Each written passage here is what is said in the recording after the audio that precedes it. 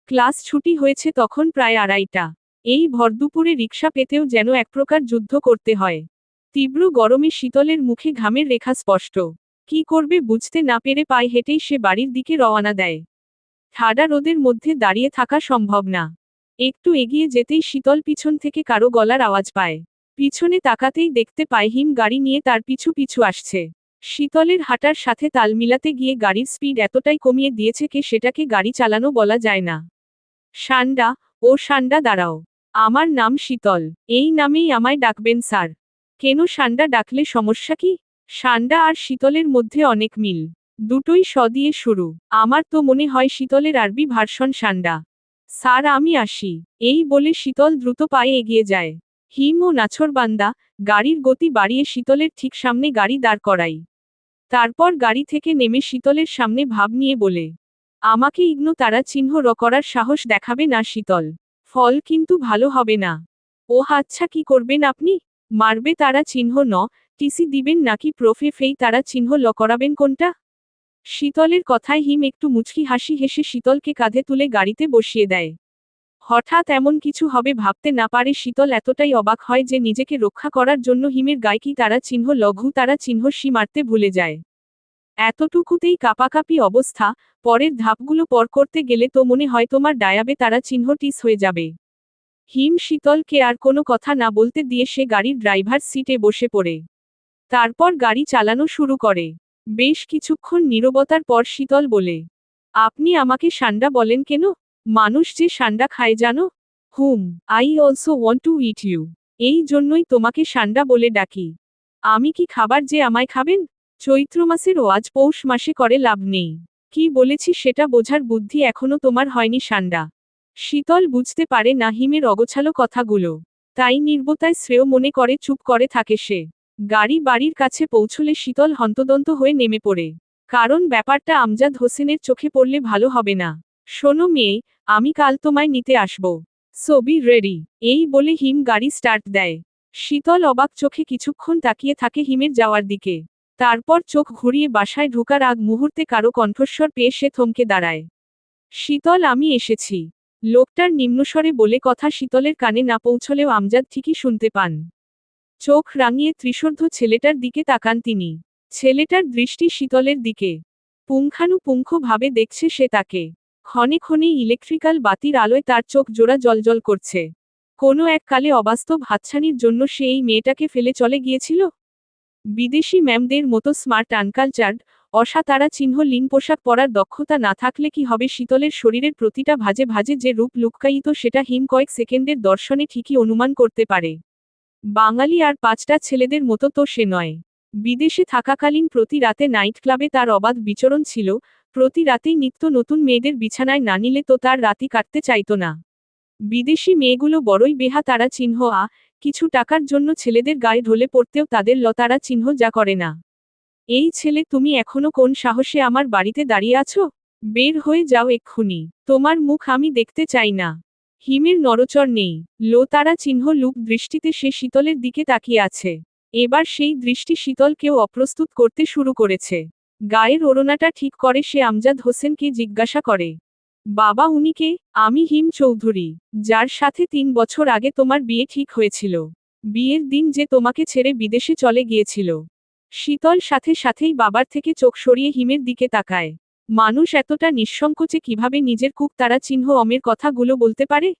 শীতলের চোখজোড়া পানিপূর্ণ হতে বেশিক্ষণ লাগে না, তবুও তাতে তেজের কমতি নেই। কি চান আপনি? এত দিন পর এখানে এসেছেন কেন? মজা দেখতে? তামা তারা চিহ্ন সা দেখতে? ভেবেছেন আপনার শোকে আমি শীতল হোসেন পাথর হয়ে যাব? তাহলে আপনি একেবারে ভুল হিম চৌধুরী। আমি নিজের মতো করে নিজের জীবন উপভোগ করছি। আপনার জন্য আমার জীবন থেমে নেই। জীবন যেমন থেমে নেই, তেমনি যৌবনও থেমে নেই। কাপড়ের সকল স্তর পেরিয়ে ঠিকই আমার চোখে পড়ছে। এই যৌবনে আর কতদিন একলা থাকবে শীতল পাখি? এখন তো এসে গেছি, 3 বছর আগের অসমাপ্ত কাজ চল আজই সেরে নেই। হিমের কুরুচি তারা চিহ্নপূর্ণ কথাগুলো শুনে শীতলের গা গুলিয়ে ওঠে। এত কিছুর পরও মানুষ এতটা বেতারা চিহ্ন সরম কি করে হতে পারে? শীতল আর কিছু না ভেবেই হিমের কলার ধরে তার চোখে চোখ রেখে বলে, এক্ষুনি আমার বাড়ি থেকে বের হয়ে যান, না হলে আমি সিকিউরিটি গার্ড ডাকতে বাধ্য হব।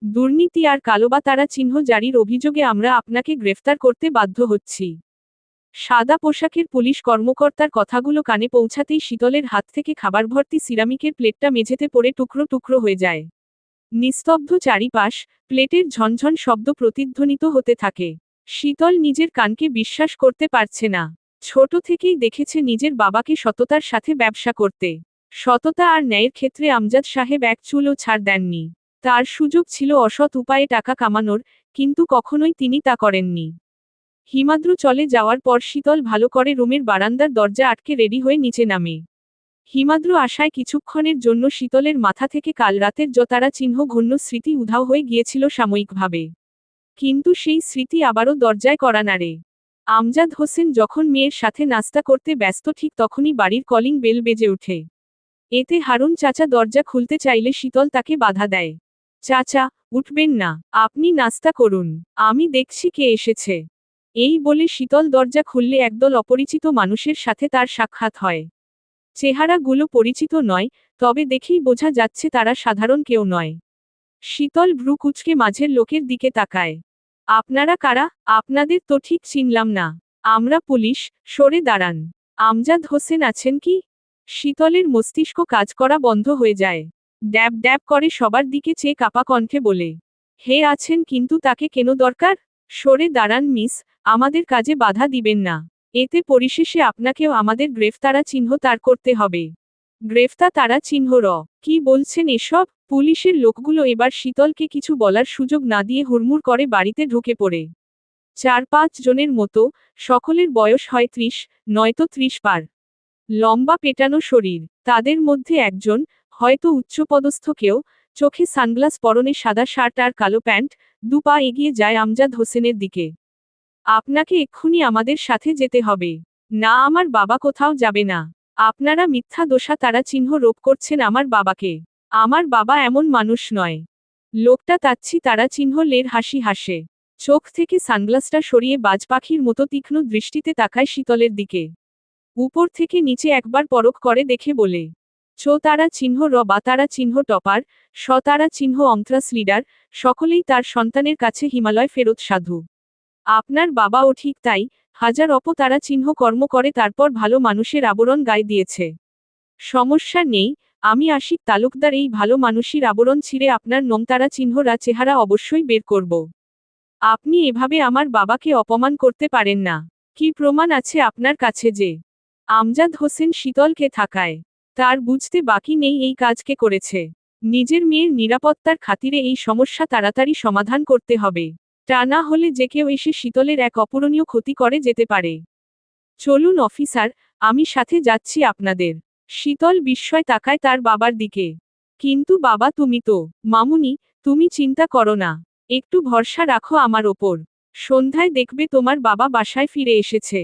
খানিক সান্ত্বনা আর আদরের বাণী দিয়ে আমজাদ হোসেন আশিকদের সাথে বাসা থেকে বের হয়। তবে সকলে চলে গেলেও আশিক একবার পিছন ফিরে চায়। বড় অদ্ভুত লেগেছে মেয়েটাকে তার, এই দীর্ঘ জীবনে তার চোখে চোখ রেখে কিংবা তার কাছে কৈফিয়ত চেয়েছে একমাত্র এই মেয়েটা। মুহূর্তের মধ্যেই চোখে পুনরায় সানগ্লাস পরে আবারও বেরিয়ে পড়ে সে। মোবাইলে টুং শব্দ হলে শীতলের অশ্রুমাখা চোখ যায় সেদিকে। এক অপরিচিত নম্বর থেকে মেসেজ এসেছে। ফোনটা হাতে নিয়ে সেই মেসেজ পড়তে শুরু করলে মুহূর্তেই তার মাথায় আগুন জ্বলে ওঠে। কি বেবি, কেমন দিলাম? এখন তোমাকে কে বাঁচাবে? তোমাকে আমার কাছ থেকে আগলে রাখার মানুষটাকে সরিয়ে দিতে আমার একদিনও লাগেনি। বুঝতেই পারছো হিম চৌধুরীর হাত অনেক লম্বা। তাই বলছি ভালোয় ভালোয় আজ রাতে রেডি হয়ে থেকো আমার জন্য, নয়তো এই হিম চৌধুরীর ভয়ানক রূপ দেখতে পারবে। সম্মান নিয়ে বাঁচতে হবে না তোমায় তখন। আমার হবু শ্বশুরকে বিনা প্রমাণে জেলে ঢুকানোর সাহসকে দেখিয়েছে আমি জানতে চাই অফিসার। হিমাদ্রু এর ঠান্ডা জোরালো কণ্ঠ থানার প্রতিটা দেওয়ালে প্রতিধ্বনিত হতে থাকে।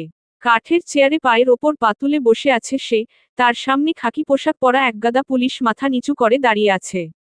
কারো সাহস নেই আয়ুষ খান হিমাদ্রু এর চোখে চোখ রেখে কথা বলার। গলা শুকিয়ে এসেছে ভয়, তবুও একজন অফিসার সাহস করে এক কদম সামনে এগিয়ে এসে আমতা আমতা করতে থাকে। স্যার, আমরা উনাকে না করেছিলাম যেন একজনের কথার ভিত্তিতে উনাকে এড়ে তারা চিহ্নষ্ট না করে, কিন্তু উনি। আমি ওই কুত্তা তারা চিহ্ন বাচ্চার নাম জানতে চেয়েছি। এক কথা বারবার বলা আমি পছন্দ করি না,